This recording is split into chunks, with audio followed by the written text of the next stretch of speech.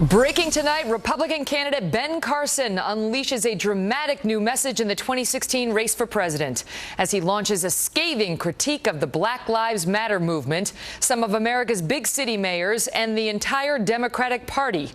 Welcome to the Kelly File, everyone. I'm Megyn Kelly. It hit just a couple of hours ago, a USA Today editorial from Dr. Ben Carson that specifically speaks to black voters but concerns the entire country. Dr. Carson goes directly after the Black Lives Matter movement, saying they are distracting people from what matters most. He says the real problem for minority communities is not the police departments. It is young people who cannot find jobs, parents who don't have the skills to compete, and violence that tears apart these neighborhoods. He writes about growing up with bullets, drugs, and death in the places he played tag with friends, how his older cousins died on the streets, but his mother made sure that didn't happen to him using little more than a library card.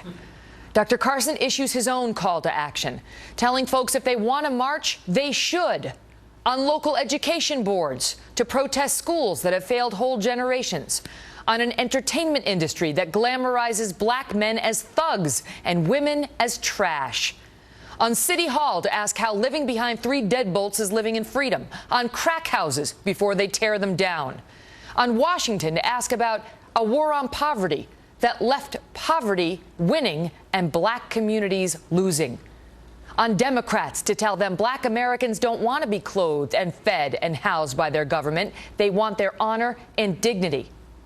And on the Republican Party to tell its members they have ignored black America for far too long. Dr. Ben Carson is a Republican candidate for president. Dr. Carson, thank you for being here.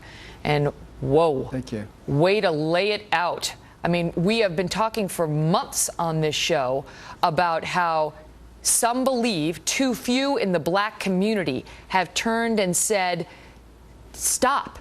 Don't act as victims and don't look squarely at the police. Start looking inward. It's not that you don't look at the police at all. It's not that there's no police brutality, but there is a major problem plaguing inner city America right now that in too many circles has been ignored.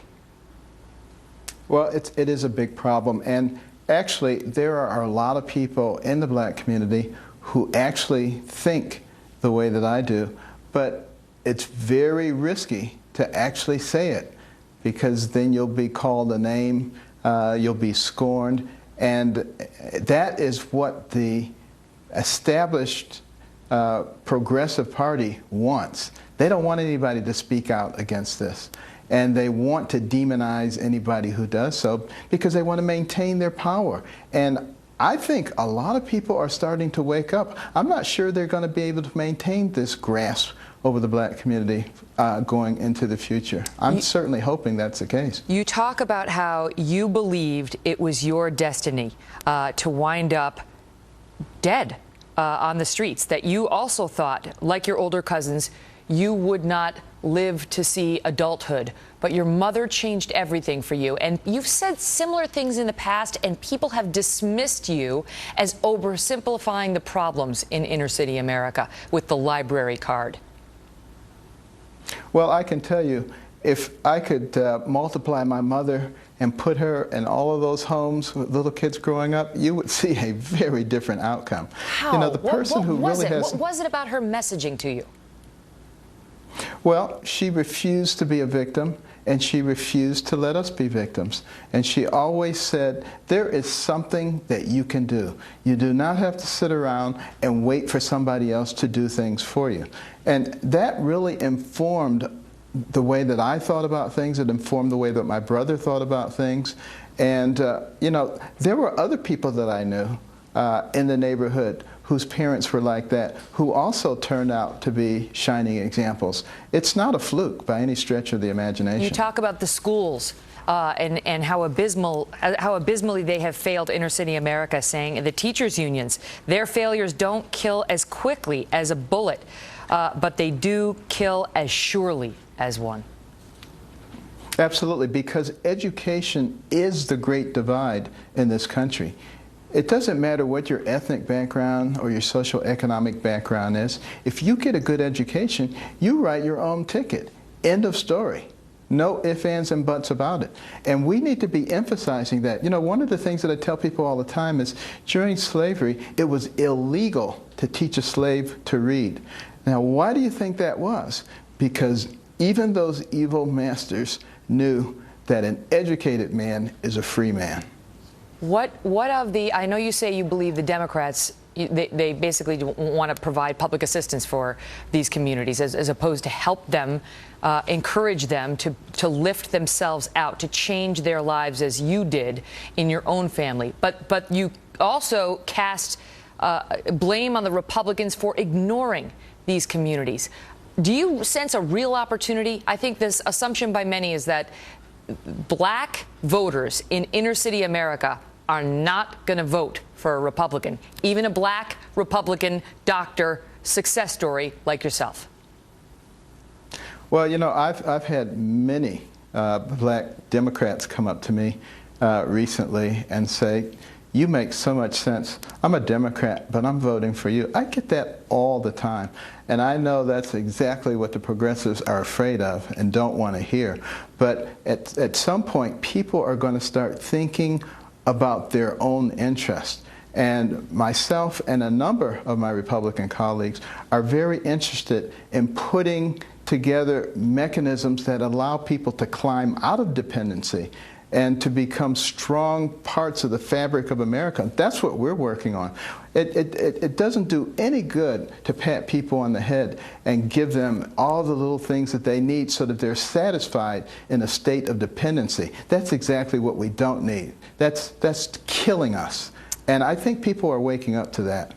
You write in your piece, we don't want a plan to give us public housing in nice neighborhoods. We want an end to excuses for schools that leave us without the means to buy our own houses where we choose to live. We want the skills needed to compete, not a consolation prize with Section 8 food stamps and a lifetime of government paperwork. And to the Republican Party, we need to tell them they have ignored us for too long. Dr. Carson, great to see you. Thanks for being here. Thank you, Megan. Dr. Carson is not the only African-American lashing out at the Black Lives Matter movement, as one woman takes on the protesters with a message that has racked up more than 7 million views in just a few days. Watch. Are you kidding me? Police brutality? How about black brutality?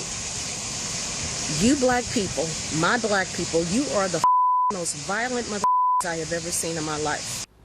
Up next, Dr. Cornel West and Kevin Jackson join us to debate her message and to react to Dr. Carson's comments just moments ago. Don't miss this. And then new outrage as a decorated Green Beret fights to keep his job after he gets in major trouble for defending a rape victim overseas. Turns out he roughed up the rapist a very little, according to the authorities. Now he's about to get cut loose from the Army. Really? We'll speak to the congressman trying to defend the soldier.